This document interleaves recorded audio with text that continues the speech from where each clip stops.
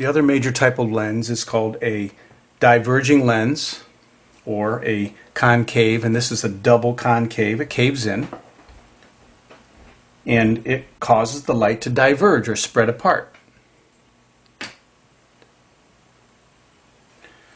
So we have the incident light toward the bottom and we have the refracted light at the top. I'm going to show you something interesting here.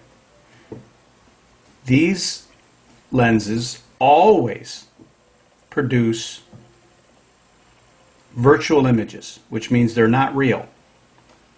They're not really there. There's no image really there. So that's kind of like when you look at a movie screen, that's a projected image, and that's usually uses convex lenses, the other kind. Here you have an image that your brain actually interprets. The light that came in through these dots here, so I'll just draw a couple of them. One there. Let's draw one right down the center here. Okay, so here's my incoming light, my incident ray. But if you look at the other side, very interesting what happens.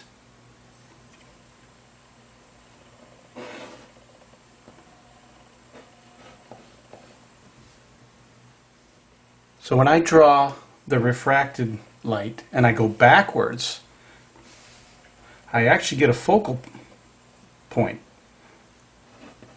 an image on the same side of the lens as the light source. The light source was over here. This is the incident rays.